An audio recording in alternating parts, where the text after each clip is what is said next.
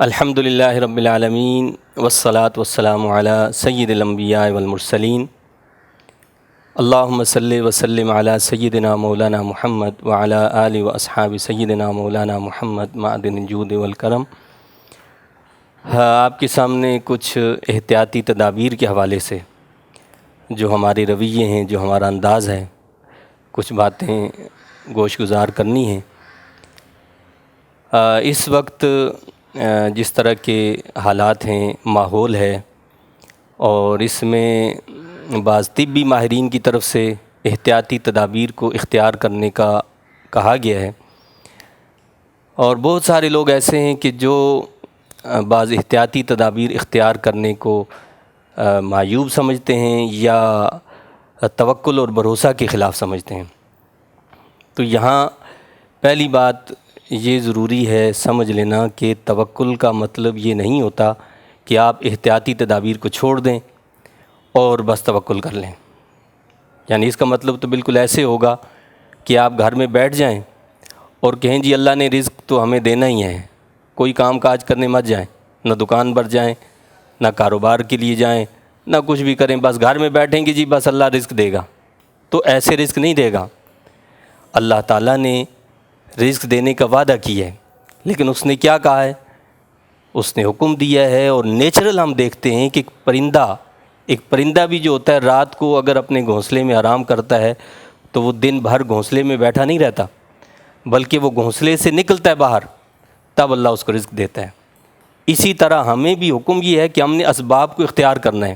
اسباب کو، تدابیر کو اختیار کرنا ہے، پھر اللہ پر بھروسہ کرنا ہے، تب اللہ تعالیٰ جو ہے وہ رزق عطا فرمائے گا۔ اور احتیاطی تدابیر اختیار کرنا یہ سنت انبیاء کرام علیہم الصلاۃ والسلام ہے۔ ہمارے نبی آقا دو جہاں حضور انور صلی اللہ علیہ وسلم کئی جنگوں میں شریک ہوئے، لیکن آپ جب بھی جنگ میں تشریف لے جاتے تھے تو جنگی سامان پہنتے تھے، جنگی لباس استعمال فرماتے تھے۔ یہ میرے آپ کے لیے ہے کہ ہم نے احتیاطی تدابیر کو اختیار کرنا ہے۔ اللہ کے نبی صلی اللہ علیہ وسلم نے اپنی حفاظت کے لیے باڈی گارڈ بھی مقرر کیے، باڈی گارڈ بھی کھڑے ہوتے تھے۔ اسی طرح دیگر احتیاطی تدابیر بھی جو ہیں وہ استعمال کی گئی ہیں۔ اللہ کے نبی حضرت یعقوب علیہ السلام نے جب اپنے بیٹوں کو مصر بھیجا تو انہوں نے یہ تعلیم دی کہ جب تم مصر میں جاؤ تو ایک دروازے سے داخل نہیں ہونا، یہ تدبیر بتائی کہ الگ الگ دروازوں سے داخل ہونا تاکہ تمہیں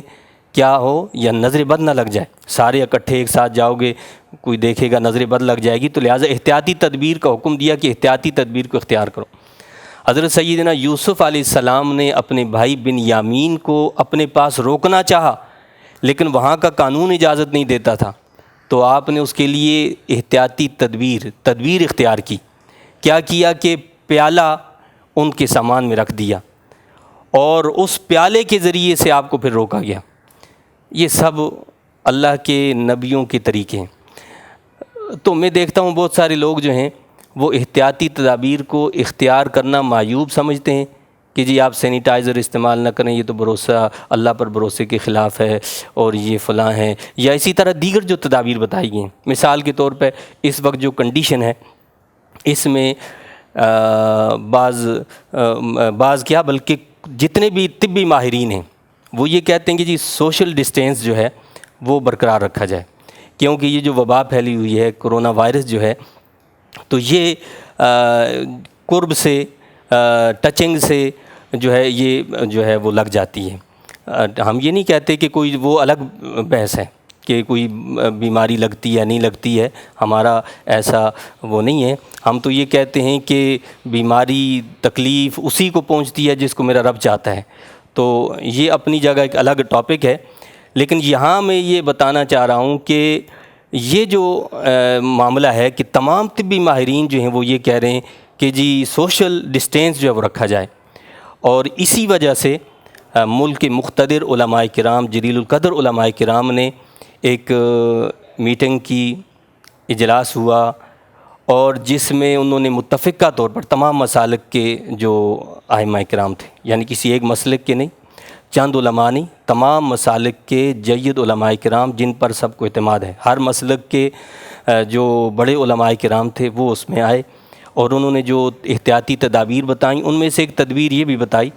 کہ نمازوں میں جب آپ مسجد میں نماز پڑھ رہے ہیں تو یہ احتیاطی تدبیر اختیار کریں کہ ڈسٹینس موجود رہے، مناسب جو ہے فاصلہ رہنا چاہیے۔ اور اگر آپ اس کے بارے میں مجھ سے پوچھیں تو میں تو یہی کہوں گا کہ اللہ کے نبی صلی اللہ علیہ وسلم نے تو اس سے منع کیا ہے، اور عام حالات کے اندر یہ مکروہ تحریمی ہے، تو لہٰذا ایسا نہیں ہونا چاہیے۔ اور میرا اس بات پر کامل یقین ہے کہ میرے نبی صلی اللہ علیہ وسلم کی ہر سنت میں حکمت ہے، اس میں برکت ہے، اس میں فیض ہے، وہ خلاف حکمت ہو ہی نہیں سکتی، اس کے اندر شر ہو ہی نہیں سکتا۔ لیکن اب ظاہر ہے کہ جو صورتحال موجود ہے اور اس صورتحال کے اندر جو معاملات ہوئے اور جس میں ظاہر بات ہے یہاں طبی ماہرین کی رائے کو فوقیت دی جائے گی کہ وہ کیا کہتے ہیں۔ طبی ماہرین کی رائے کی وجہ سے علماء کرام نے یہ کہا کہ جی مناسب جو ہے وہ فاصلہ رکھا جائے، تو علماء کرام نے ایسے سرسری طور پر یہ بات نہیں کہہ دی ہے، اس کی گہرائی میں گئے ہیں، ساری چیزوں کو دیکھنے کے بعد مشاہدات ہیں، اس وقت ہمارے تجربات ہیں، ایکسپیرینس ہے، کیسز دنیا کے اندر پورے موجود ہیں، تو اس لیے کہا کہ جی ڈسٹینس رکھا جائے، لیکن اس کو آئندہ کے لیے کبھی دلیل نہ بنایا جائے، یہ دلیل نہیں بنے گی آئندہ کے لیے، مخصوص حالات میں یہ کیا جائے تاکہ کوئی بیماری کوئی تکلیف کسی کو دور نہ لگے۔ اب مسئلہ کیا ہے، ایک طرف وہی بات ہے کہ مکروہ تحریمی ہے، یعنی فاصلے پر کھڑا ہونا عام حالات کے اندر مکروہ تحریمی ہے، اور ایک مسلمان کو تکلیف پہنچانا عام حالات ہوں یا مخصوص حالات ہوں حرام ہے۔ یعنی مکروہ تحریمی کا مطلب یہ ہوتا ہے کہ وہ چیز جو حرام کے قریب ہو۔ اب ایک چیز تو وہ جو حرام کے قریب ہے، چھوٹا گناہ ہے،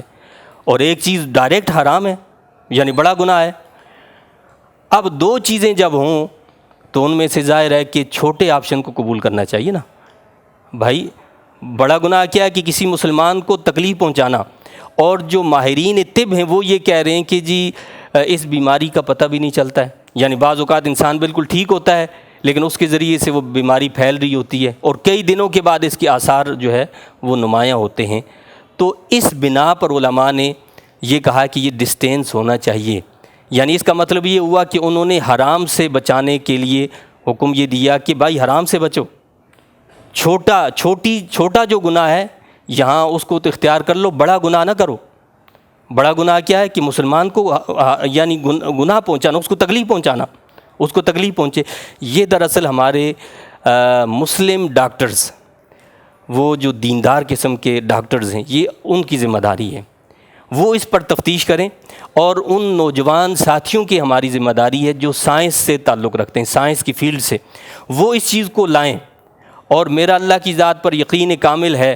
کہ میرے نبی صلی اللہ علیہ وسلم کی سنت کی جو حکمتیں وہ واضح ہوں گی، اور یہ ہمارے دیندار ڈاکٹرز آئیں اور ہماری سائنس پڑھنے والے اسٹوڈنٹس آگے نکلیں،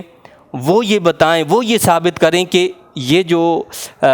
مل کر کھڑے ہونے کا حکم ہے اس میں ضرر نہیں ہے، اس میں نقصان نہیں ہے، اس میں بلکہ فائدہ ہی فائدہ ہے۔ لیکن اس کے لیے ہمارے سامنے ان سائنسی دلائل کا ہونا بھی تو ضروری ہے نا، جس سے ہم نئی نسل کو، نیو جنریشن کو بتا سکیں، آگاہ کر سکیں کہ یہ دیکھیں یہ آپ کی سائنس یہ کہتی ہے، اور ان کو مطمئن کر سکیں۔ لیکن اب اس کے بغیر ہی اگر ہم جو ہے، جب کہ اس وقت پوری دنیا کے علماء، یعنی صرف ہمارے ملک پاکستان کے جید علماء کرام نے یہ فتویٰ نہیں دیا، پوری دنیا کے علماء نے جو ہے وہ یہ فتویٰ دیا ہے اور کہا کہ جی سوشل ڈسٹینس کو جو ہے برقرار رکھا جائے۔ لیکن اس کے باوجود اگر کچھ لوگ جو ہیں وہ شرارت کریں، وہ فتنہ پردازی کریں، حالانکہ فتنہ خود ایسی چیز ہے کہ جس کے بارے میں قرآن کہتا ہے کہ وَالْفِتْنَةُ أَشَدُّ مِنَ الْقَتْلِ، قتل سے بڑا گناہ فتنہ فساد ہے۔ امت مسلمہ میں فتنہ پیدا کرنا، فساد پیدا کرنا، اور ان کے اتفاق کو پارا پارا کر دینا، یہ اس سے بڑا گناہ ہے۔ تو ان چھوٹی چھوٹی باتوں پر جو ہمیں نظر آتا ہے، ہم ماحول میں دیکھتے ہیں، معاشرے میں دیکھتے ہیں کہ اگر کوئی مناسب فاصلے کی تاکید کرتا ہے، یا بعض مساجد میں وہ علماء کے کہنے پر یعنی وہ ایسا فیصلہ دیتا ہے، تو بعض لوگ جو ہیں وہ شر اور فساد پھیلانا شروع کر دیتے ہیں۔ تو لہٰذا وہ کیا کہتے ہیں کہ جی یہ تو سب یہ ہے، کل وہ یہ کہہ دیں گے تو یہ کر لیں گے، ایسا نہیں ہوگا۔ یہ ایک کہا کہ ضرورت کی بنیاد پر ہے، جس کو کل آپ دلیل بھی نہیں بنا سکتے، یہ صرف ضرورت کی بنیاد پر ہے۔ لیکن اگر آپ کا اعتماد، آپ کا بھروسہ اللہ پر اتنا کامل ہے، جو آپ یہ باتیں کر رہے ہیں، جو لوگ ایسی باتیں کرتے ہیں، ان سے میری عرض یہ ہے کہ اگر اللہ پر اتنا آپ کو زیادہ بھروسہ ہے، اتنا زیادہ آپ کے اندر تقویٰ ہے، خوف خدا ہے، آپ چھوٹے گناہ کو جو ہے بڑے گناہ سے بھی جو ہے پتہ نہیں کیا سمجھتے ہیں، بڑا گناہ جو ہے وہ نقصان مسلمان کو تکلیف دینا ہے، تو پھر آپ کل سے ایسا کریں کہ اپنے گھر کے سارے دروازے کھول دیں، اپنے گھر کے اندر اگر کہیں پر کوئی الماری میں تالا لگا اس کو بھی کھول کر رکھ دیں، جو تجوریوں کے اندر سونا چاندی زیورات پیسہ سب رکھا وہ سب سامنے رکھ دیں، اور گھر پر کسی باڈی گارڈ کو نہ رکھیں، کسی چوکیدار کو نہ رکھیں، اور اپنی دکانوں فیکٹریوں کے تالے کھول کر آیا کریں، ان کو کھول کر چھوڑ دیا کریں کہ جو چاہے آئے، ہوگا وہ جو اللہ چاہے گا۔ تو میرے بھائی، یہ ساری تدبیریں ہیں، ان کو ہم استعمال کرتے ہیں، کیوں استعمال کرتے ہیں؟ تالا لگاتے ہیں، دروازہ بند کرتے ہیں، یہ ایک تدبیر ہے، یہ احتیاطی تدبیر ہے، ہونا وہی ہے جو میرا رب چاہے گا۔ تالا لگا ہوگا تب بھی ٹوٹ جائے گا، سامان چوری ہوگا تب بھی چوری ہوگا، لیکن ان احتیاطی تدابیر کو اختیار کرنا ہے۔ کیوں اختیار کرنا ہے؟ کہ اللہ کے نبی صلی اللہ علیہ وسلم نے بھی یہ فرمایا، حدیث شریف میں یہ ہے